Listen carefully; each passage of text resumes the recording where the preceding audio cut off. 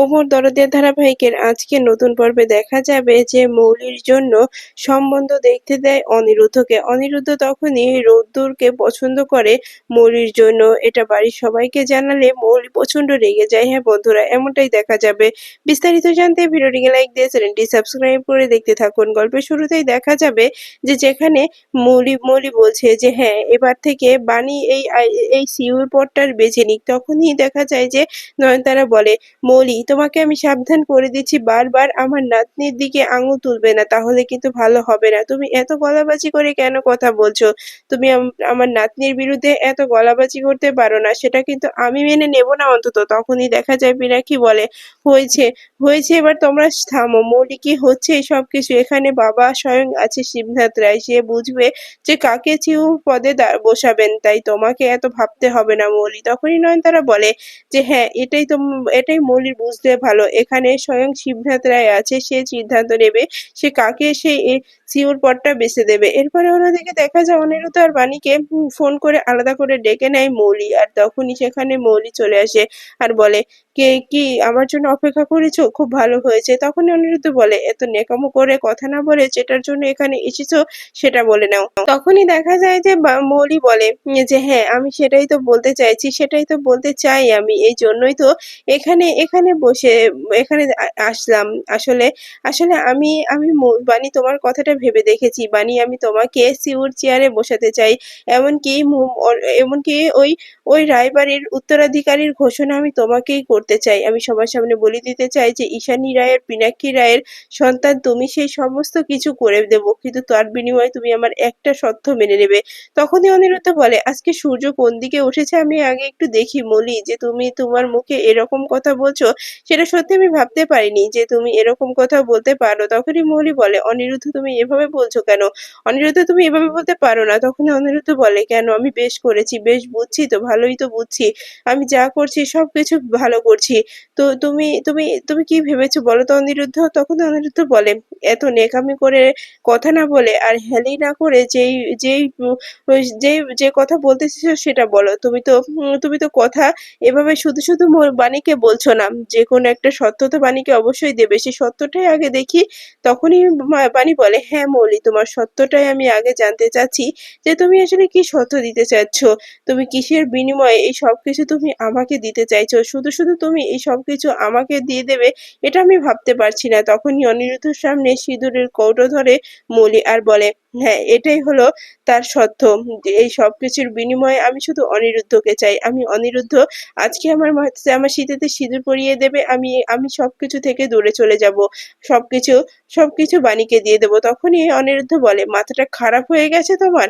তুমি কি বলছো তুমি জানো মৌলি? তখনই বাণী বলে, মৌলি এক চর খেয়েও কি তোমার শিক্ষা হয়নি? তুমি কি সেই চরটার কথা ভুলে গেছো?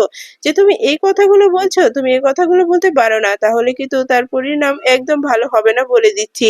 এখনো সময় আছে, নিজেকে শুধরে নাও। বারবার তোমাকে শুধরে দেওয়ার দায়িত্ব কিন্তু আমার না। তুমি যে অন্যায় যে অপরাধ করছো তার ক্ষমা কিন্তু হয় না। আমি তোমাকে বারবার বুঝিয়ে দিচ্ছি যে এভাবে জোর করে কিছু পাওয়া যায় না। তুমি ততবার অনিরুদ্ধকে কেড়ে নিতে চাইছো। অনিরুদ্ধ চ্যাটার্জি আমার হাজবেন্ড, আমি অনিরুদ্ধ চ্যাটার্জির এক একসঙ্গে থাকার জন্যই আমরা এত কিছু করেছি, আর তুমি বলছো যে আমি অনিরুদ্ধ চ্যাটার্জিকে ছেড়ে দেবার তুমি তাকে বিয়ে করবে, সেটা কখনোই সম্ভব হবে না। আমি সিঁদুর নিয়ে এত ছেলে খেলা পছন্দ করি না বানি। তখনই মৌলি বলে, আসলে মৌলি, তোমার এত কিছু বলি, এত কিছু করি, তারপরে তোমার না লজ্জা হয় না? তুমি কেমন মেয়ে বলো তো? তুমি কেমন, কোন ধাতুতে তৈরি তুমি? তখনই মৌলি বলে, এভাবে কথা বলবে না অনিরুদ্ধ, তুমি জানো আমি তোমাকে কতটা ভালোবাসি। সেই ছোটবেলা থেকে জেনে এসেছি যে তোমার আর আমার বিয়ে হবে, অন্য কোনো ছেলের সঙ্গে আমি রিলেশনে আসিনি, শুধুমাত্র তোমার জন্য, যে আমি তোমাকে পাবো। এই তুমি আমাকে এখন রিজেক্ট করে দিয়ে এই বাণীকে অ্যাকসেপ্ট করেছো, এমনকি বাণীকে বিয়ে করেছো, সংসার করছো, তোমার সন্তানের মা হতে চলেছে। এই সবকিছু না আমি আর সহ্য করতে পারছি না। এরপরে দেখা যায় অনিরুদ্ধ বলে, নিজেকে শুধরে নেওয়া এছাড়া আমার আর তোমার কিছু বলার নেই, জানো তো? নিজেকে শুধরে নিয়েই তোমার জন্য ভালো হবে, না হলে তুমি পরে বিপদে পড়বে। তখনই দেখা যায় বাণী আর অনিরুদ্ধ চলে যায়। সেই সময় বিক্রম দেব ফোন করে মৌলিকে মলে ডাকে, আর সেখানে গিয়ে বিক্রম দেবের সঙ্গে দেখা করে মৌলি, আর বলে, এখানে ডাকলেন কেন মিস্টার দেব? তখনই দেখা যায় বিক্রম দেব বলে, মৌলি, আমি এখানে শুধু শুধু ডাকিনি, যে কোনো একটা কাজের জন্যই রেখেছি। মলি, আমি তোমাকে বলতে চাইছি যে তুমি তুমি সিউর পথে বসবে। তুমি ওই চেয়ারটায় বসবে। কেউ যেন না বসে। তখনই মলি বলে, আমাকে ওখানে বসতে দেবে না দাদাই। দাদাই কিছুতেই আমাকে ওখানে বসতে দেবে না। এর আগে দাদাই যখন ওই চেয়ারে আমাকে বসিয়েছিল আমি অনেকটাই অন্যায় করে ফেলেছিলাম। এজন্য দাদাই আমাকে আর বিশ্বাস করবে না। তখনই বিক্রমদেব বলে, এত কথা জানতে চাইছি না। তুমি যেভাবে পারো, যেদিক থেকে পারো, যেভাবে পারো তুমি বুঝিয়ে ওই চেয়ারটায় বসবে সেটাই আমি চাইছি। ওই চেয়ারটাকে তোমাকে বসতেই হবে মৌরি। না হলে কিন্তু আমাদের টার্গেটের পূরণ হবে না। আমাদের সফল হতে পারবো না। তুমি যদি ওই চেয়ারটায় বসে যাও তাহলে তোমারও লাভ আমারও লাভ হবে। অনিরুদ্ধ আর বাণী ওখান থেকে ছিটকে পড়বে। বুঝতে পারছো? তখনই মৌলি বলে, আমি যদি দাদাইকে এই কথা বলতে চাই দাদাই বলবে যে আমাকে এই দায়িত্ব দেওয়া যাবে না। আমি কি করবো বলুন বলুন ড্যাডও আমাকে এই দায়িত্বটা দেবে না। তাহলে কে দেবে? তখনই দেখা যায় যে বিক্রমদেব বলে, তোমার মম ঈশানী রায় আছে তো, তুমি এই মল থেকে সুন্দর দেখে একটা শাড়ি কিনবে। এই শাড়িটা নিয়ে তোমার মাকে নিয়ে দেবে আর তাকে এমন ভাবে ব্ল্যাকমেল করবে যে সে যেন ভাবে তুমি অনেক কষ্টে আছো, ভালো নেই। সবকিছু মিলিয়ে যেন তোমার প্রতি তার মায়া হয়।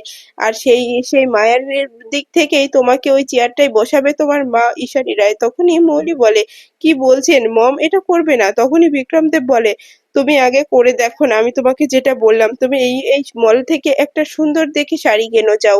এরপরে দেখা যায় মৌলি শাড়ির দোকানে চলে আসে আর যেই শাড়িটা পছন্দ করে দোকানদার বলে ওঠে, শাড়িটা আগেই বিক্রি হয়ে গেছে ম্যাম, আপনি অন্য শাড়িটা ট্রাই করতে পারেন। তখনই মৌলি বলে, আমি দ্বিগুণ টাকা দেবো, যে টাকার এই শাড়ির তার থেকে দ্বিগুণ দেবো, কিন্তু তবুও আমাকে এই শাড়িটাই দরকার। তখনই সেখানে রোদ্দুর চলে আসে আর বলে, দেখুন ম্যাডাম, টাকা দিয়ে না সবকিছু বিচার করা যায় না। আপনি টাকার গরম এখানে এসে দেখাচ্ছেন। তখনই মৌলি বলে, এই তোমার সাহস কি করে হয়? তুমি আমার সঙ্গে এরকম করে কথা বলছো? তুমি আমার সঙ্গে এরকম করে কথা বলতে পারো না। তুমি জানো আমি কে? আর তুমি কার সঙ্গে কথা বলছো? সামান্য এই শাড়ির বিষয় নিয়ে তুমি কথা বলছো? তুমি এর মধ্যে কথা বলার কে? আমি আর এই দোকানদার কথা বলছি। তার মাঝে কথা বলার সাহস দেখাতে আসবে না, তার পরিণাম কিন্তু ভালো হবে না। তখনই রোদ্দুর বলে, আমি এমনই, জানেন তো, আমি এমনই সবার সঙ্গে কথা বলি। তখনই মৌলি বলে, আসলে সুন্দর শিক্ষিত স্মার্ট মেয়ে দেখলেই জ্ঞান দিতে ইচ্ছা করে। তখনই রোদ্দুর বলে, এখানে সুন্দর স্মার্ট মেয়ে কই? আমি তো দেখছি না। কোথায় আছে? আমি দেখলে তো আমি তাকে জ্ঞান দিতাম। তখনই মৌলি বলে, কেন আমাকে দেখতে পাচ্ছেন না বুঝি? তখনই রোদ্দুর বলে, তো আপনি আবার স্মার্ট সুন্দরী মেয়ে হলেন কোথা থেকে? তখনই মৌলি বলে, এর সাথে কথা বলাই বৃথা। এর সাথে কথা বলতে চাই না, একদম কথা বলতে চাই না। আপনাকে আমি আবারও বলছি, শাড়িটা কি আমাকে দেবেন? তখনই দোকানদার বলে, এখানে সেরকম নিয়ম নেই। যে শাড়ি একবার বিক্রি হয়ে যায় সেটা আর ঘুরিয়ে আনা যায় না। ম্যাম, আপনি অন্য ডিজাইন দেখতে পারেন। আমি অন্য ডিজাইন আপনাকে দেখাবো। তখনই মৌলি বলে, তাহলে আমি আপনার দোকানে আর শাড়ি নেব না। আর এই দোকানে কখনো পা ফেলবো না। আপনারা জানেন না আপনারা কাকে এই দোকান থেকে বের করে দিচ্ছেন। আপনারা সেটা জানেন না। যদি জানতেন তাহলে এমনটা করতেন না। সামান্য এই শাড়িটা আর এই লোকটার জন্য আপনি এমনটা করছেন। তখনই দোকানদার বলে, এই শাড়ির মালিক এখন এই লোকটাই। এই শাড়ি আমাদের কাছ থেকে এই শাড়িটা কিনে নিয়েছে। তখনই মৌলি বলে, আমি এখান থেকে যাচ্ছি। এখানে আর জ্ঞান নেওয়ার কোনো ইচ্ছে নেই। আমি এখান থেকে আর কোনো জ্ঞান নেব না। শাড়ির দোকান অনেক আছে, আমি সেই দোকান থেকেই শাড়িটা নিয়ে নেব। এরপরে দেখা যায় বাড়িতে শিবনাথ রায় সবাইকে ডেকে নেয়। সেখানে বাণী, অনিরুদ্ধ, নয়নতারা সবাই থাকে। তখনই বাণী বলে যে, দাদু, আমরা একটা সিদ্ধান্ত নিয়েছি সবাই মিলে, যে এই সিউর পদে এমন কাউকে বসানোর প্রয়োজন সে এই সিউর পদের যোগ্য। তখনই শিবনাথ রায় বলে, সে কে? সেটাই তো বুঝতে পারছি না। এ বাড়িতে সবাইকেই বসানো হয়েছে, অনিরুদ্ধ, মৌলি, তাপস সবাইকে। তাহলে এখন আমি কাকে বসাবো সেটাই তো বুঝতে পারছি না। তখনই দেখা যায় যে বাণী বলে, আমরা বলতে চাইছি যে আমরা মৌলির বিয়ে দিই। মৌলির বিয়ে দিয়ে মৌলির বরকে আমরা ওই সিউর পদে বসিয়ে দিই। তখনই অনিরুদ্ধ বলে, হ্যাঁ দাদু, এটাই ঠিক হবে। এটাই একদম ঠিক সিদ্ধান্ত হবে। তখনই দেখা যায় যে সাথী বলে, হ্যাঁ, এতে মৌলির লাইফটাও ভালো হয়ে যাবে, মৌলির জীবনটাও গুছিয়ে দেবে ছেলেটি। তাই এটাই একদম ঠিক বলেছে বাণী আর অনিরুদ্ধ। কারণ মৌলি যে পথে চলে গেছে সে পথে থেকে ফিরানোর জন্য এটাই একদম ঠিক সিদ্ধান্ত। তখনই দেখা যায় অন্যদিকে ঈশানীর ঘরে আসে মৌলি আর শাড়ি নিয়ে এসে বলে, ও মম দেখো না, তোমার জন্য একটা সুন্দর শাড়ি নিয়ে এসেছি, তুমি এটা দেখো। তখন ঈশানী বলে, মৌলি, আমার জন্য হঠাৎ করে শাড়ি আনতে গেলে কেন? বলো তো কেন শাড়ি আনতে গেলে? তখনই মৌলি বলে, যে মম আমি তোমার জন্য শাড়ি আনবো না তে কার জন্য শাড়ি আনবো বলো, তোমার জন্যই তো আমি আনবো। তখনই ঈশানী বলে আজকে হঠাৎ শাড়ি নিয়ে আসলে, এটাই তো বুঝতে পারছি না এই শাড়ি আনার কারণটা কি, কি উপলক্ষে? এখন তো কোনো পুজো বা কোনো পার্টি কিছুই তো নেই, তাহলে এই শাড়ি? তখনই মৌলি বলে মম তোমাকে কোনো গিফট দিতে গেলে বুঝি কোনো কোনো কোনো দরকার হতে হয়, কোনো পুজো হতে হয়? মম আমি তোমাকে ভালোবেসে এই গিফটটা দিয়েছি আর ফ্রেন্ডশিপের জন্য এই গিফটটা দিয়েছি। তখনই ঈশানী বলে মৌলি তো তুমি তোমার ফ্রেন্ড আমাকে বানাচ্ছো? তখনই মৌলি বলে হ্যাঁ মম আমার তো কোনো ফ্রেন্ড নেই, কোনো বন্ধুও নেই, তাই আমি তোমাকেই বানাচ্ছি। তুমি হবে না আমার ভালো ফ্রেন্ড মম? তুমি আমার সুখের দুঃখে সবসময় তো পাশে থাকো। এই বাড়িতে আমার কেউ বোঝে না, শুধুমাত্র তুমি আমার বিষয়টা বুঝতে পারো মম, তুমি আমার দিকটা দেখতে পারো, আর কেউ তো আমার কোনো কথাই শোনে না মম। এই জন্যই আমি তোমার কাছে এসেছি, তুমি আমার কথা বুঝতে পারছো তো মম? তখনই ঈশানী বলে হ্যাঁ আমি বুঝতে পারছি মৌলি, তুমি কি বলতে চাইছো, তোমার সব কথা আমি বুঝতে পারছি। তখনই দেখা যায় মৌলি কান্না করার নাটক করে বলে মম সত্যি তুমি না থাকলে আমার এই বাড়িতে থাকাই হতো না, জানো তো, কেউ আমার কষ্ট বুঝে না। গ্র্যান্ড মমি আমার দিক থেকে মুখ ঘুরিয়ে নিয়েছে, আগে কেউ আমার পাশে থাকা না থাক, গ্র্যান্ড মমি থাকতো, আর ইদানিং গ্র্যান্ড মমির কি এমন হলো যে সে সব সময় বানি বানি করে যায়। আমার কথা কখনো গ্র্যান্ড মমি ভাবে না, একবারের জন্য আমার দিকটা ভাবে না গ্র্যান্ড মমি। আমি আর নিতে পারি না মম, মম তুমি কিছু করো মম। তখনই ঈশানী বলে হ্যাঁ হ্যাঁ আমি বুঝতে পারছি মৌলি, তুমি চিন্তা করো না, বিষয়টা দেখবো। তখনই মৌলি বলে মম আমি আবার সিইওর পদে বসতে চাই, আমি আবার নিজেকে যোগ্য প্রমাণ করতে চাই মম, আমাকে এই সুযোগটা তুমি দেবে না? তখন ঈশানী মৌলিকে জড়িয়ে ধরে, আর এদিকে মৌলি জড়িয়ে ধরে সে মিটিমিটি হেসে বলে যে ঈশানী রায়কে ম্যানেজ করা এতটাও কঠিন কাজ না, ঈশানী রায় পটে গেছে, এবার শুধু ঈশানী রায়ের ধামাকাটা শোনা দরকার। তখনই ঈশানী বলে মৌলি চিন্তা করো না, আমি তোমার দাদারির সঙ্গে কথা বলি, দেখি বড়রা কি সিদ্ধান্ত নেয়, আর আমি বলবো যে আমার দিক থেকে আমি তোমাকে সিওর পদে বসাতে দেখতে চাই, আমি তোমাকে সিওর পদটা দিতে চাই, সেটা আমি বলবো, কারণ আমিও তো বোর্ড মিটিং এর একজন বোর্ড সদস্য, তাই আমি আমার সিদ্ধান্তটা জানিয়ে দেবো, তুমি একদম চিন্তা করো না মৌলি। তখনই মৌলি মনে মনে বলে একে দিয়েই আমার কাজটা হবে। এরপরে অন্যদিকে দেখা যায় নয়নতারা বলে অনিরুদ্ধ বাণী এটা কি বলছো, বাইরের একটা ছেলেকে এই সিউর পদে, এটা না ভালো দেখাচ্ছে না। কেন, আমাদের অনিরুদ্ধই তো আছে সিউর পদে বসানোর জন্য। তখনই দেখা যায় শিবনাথ রায় বলে নয়ন কি হয়েছে বলো তো তোমার, তুমি বানিয়ে অনিরুদ্ধ নিয়ে এত কথা বলছো? তখনই দেখা যায় যে নয়নতারা বলে দেখো আমি অনেক ভুল করেছি, বাণীকে অনেক বিপদে ফেলেছি ও বাণীর প্রতি অন্যায় করেছি, সেই অন্যায়টাকেই আমি শোধ করতে চাইছি। তখনই দেখা যায় বাড়িতে ব্যাংক ম্যানেজার চলে আসে আর বলে যে আমরা শুনতে পেলাম নাকি আপনাদের নতুন করে সিইওর পদে সিইও বানাতে চাইছেন বাইরের কেউ, কিন্তু এটা কি আমাদের জন্য ভালো হবে? দেখুন আমরা এখানে অনেকেই অনেক কিছুতেই জড়িত আছি, তাই আমরা চাইছি যে এটা যেন কখনোই না হয় যে বাড়ির মানুষ রেখে বাইরের মানুষ সিইওর পদে বসুক, সেটা আমাদের জন্য ভালো হবে না।